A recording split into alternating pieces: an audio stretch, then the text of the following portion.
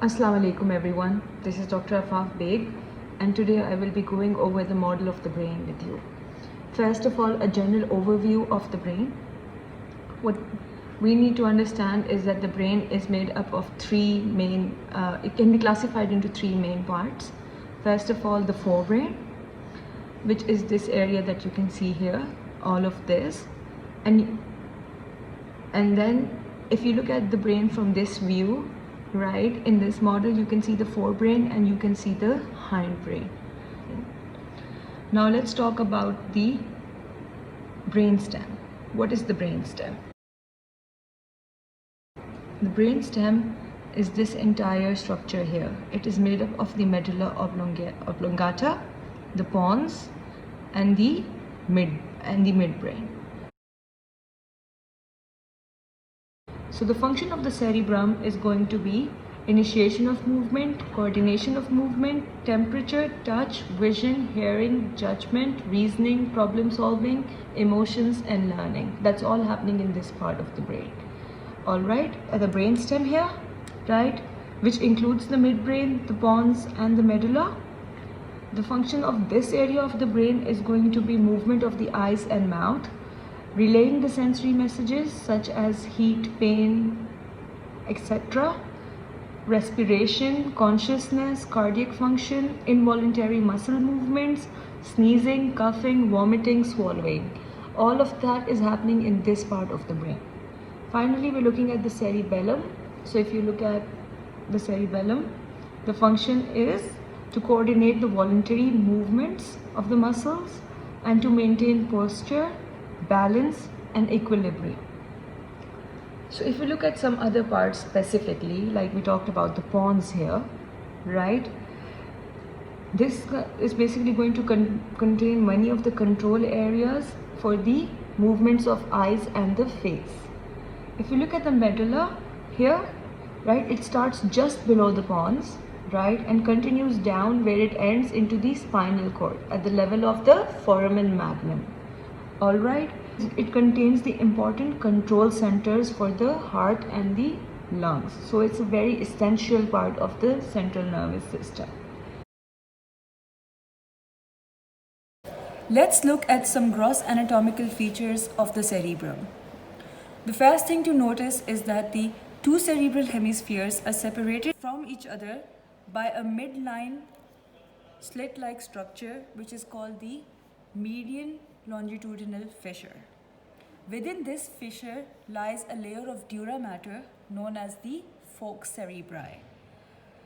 The function of the falx cerebri is going to be to protect the underlying venous structures and the sinuses.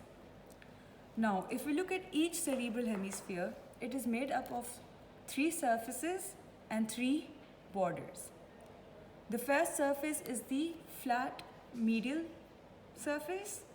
There is the convex shaped superolateral surface, and then there is going to be an irregularly shaped inferior surface.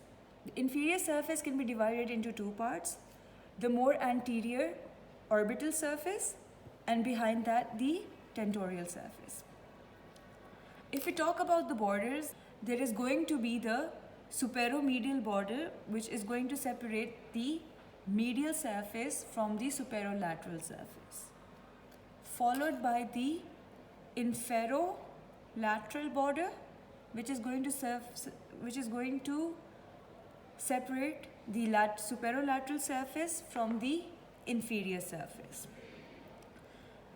The more anterior part is going to be called the superciliary border, and one thing to notice is that in the posterior part of the inferolateral border, 5 centimeters in front of the occipital pole lies a notch, which is known as the preoccipital notch. Finally, when we look at the medial orbital border, this is the first part of the third border, right? It separates the orbital surface from the medial surface. And then the medial occipital border separates the tentorial surface from the medial surface. Another thing to notice is the 3 poles of each hemisphere. there is going to lie the frontal pole, the occipital pole, and in the anterior part of the temporal lobe is going to lie the temporal pole.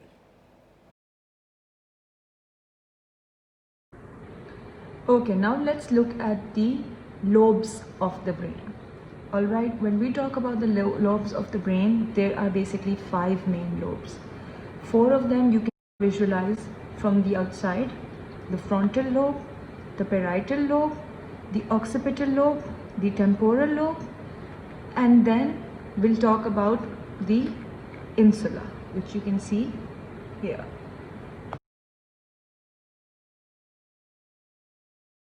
We need to identify some sulci.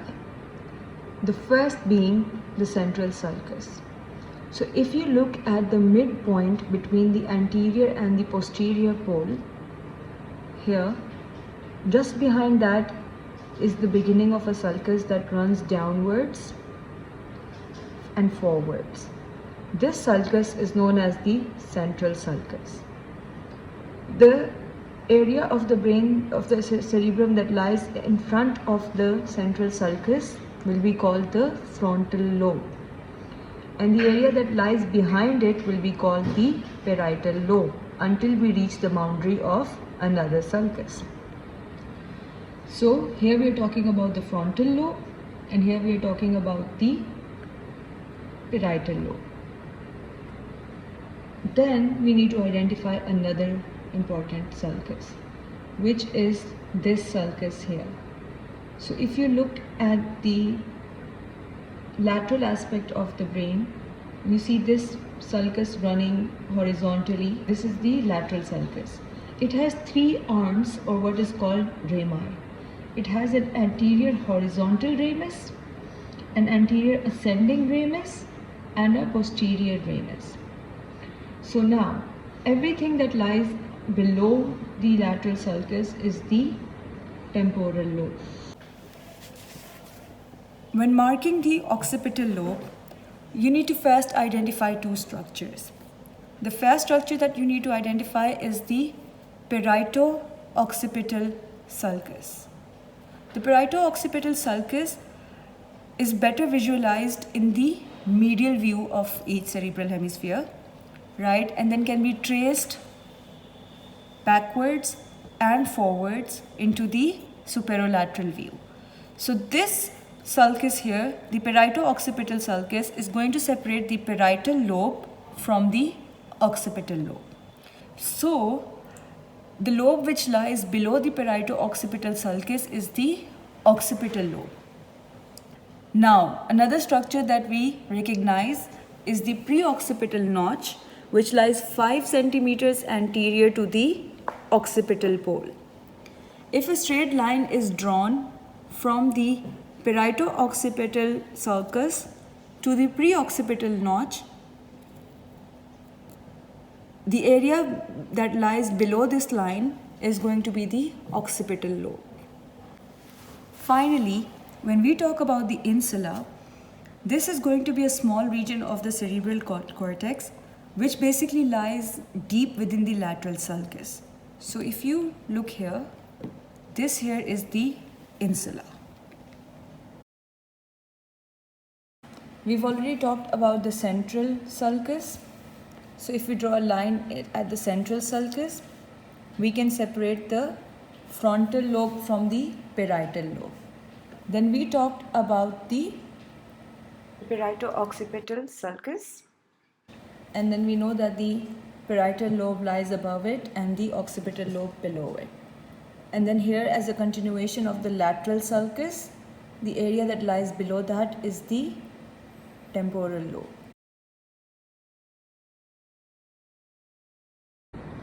So essentially what we've been able to recognize are, first of all, the frontal lobe. It is going to be the largest section of the brain. It is located in the anterior and superior aspect, right? And this is going to be involved in personality characteristics and movement. Also, recognition of smell is usually involves the frontal lobe. Then we talked about the parietal lobe. right? This is the middle part of the cerebrum, and this is going to help in identification of objects, understanding spatial relationships, right? Which means basically for a person to be able to identify the difference between their body and the objects that are surrounding it. All right. Then it is also going to be involved in interpretation of pain and touch in the body. Then we talk about the occipital lobe. All right, this is the part of the brain that is involved in vision. Finally, we talk about temporal lobe, right? This is going to lie at the sides of the brain, so it is going to be in the lateral and inferior aspect of the brain, and this is going to be involved in short-term memory, speech, musical rhythm, and also some degree of smell recognition. When we talk about the function of the insula, it has a role in a variety of homeostatic functions such as taste, visceral sensation, and autonomic control. It also controls the autonomic functions through the regulation of sympathetic and parasympathetic systems and has a role in regulating the immune system.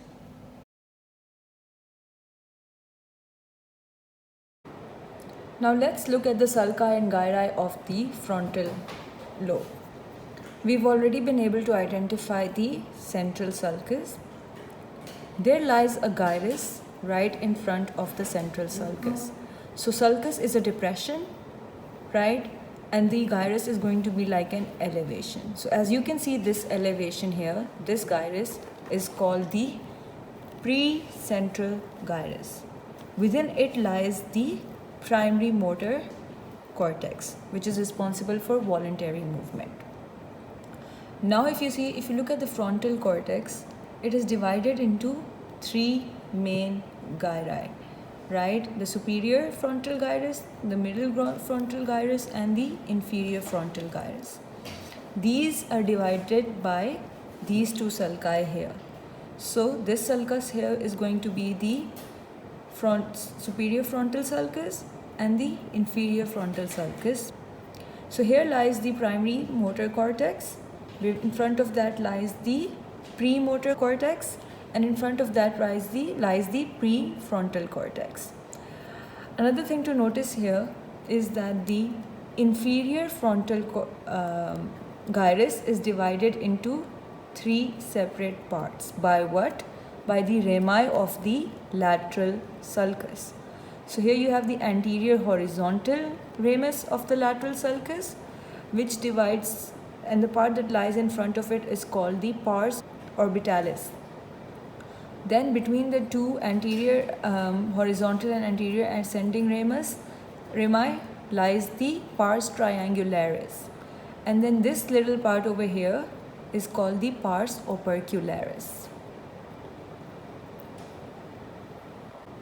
Now let's talk about the gyri and sulci on the parietal lobe.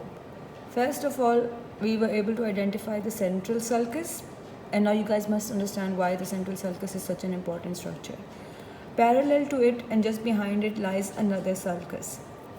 This is called the postcentral sulcus. All right, and the area between the two, this raised area, is a postcentral gyrus.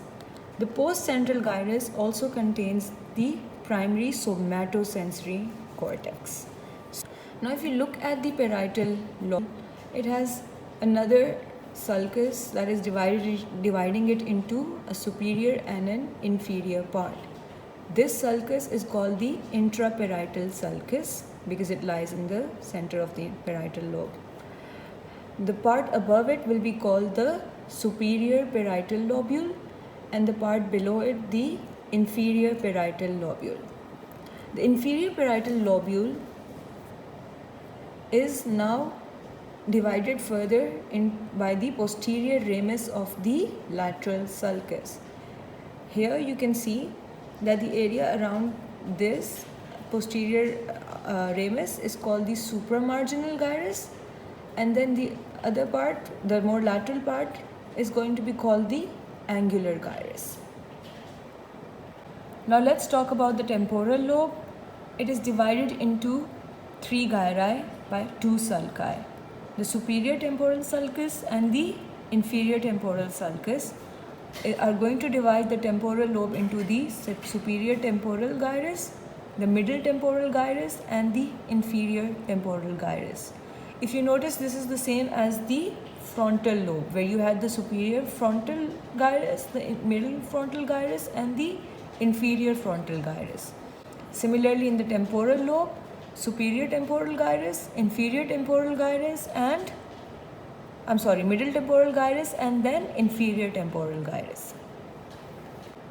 Now, if we look at the occipital lobe, the lateral occipital sulcus divides the occipital lobe into the superior and the inferior occipital gyri, and the lunate sulcus separates these gyri from the occipital lobe.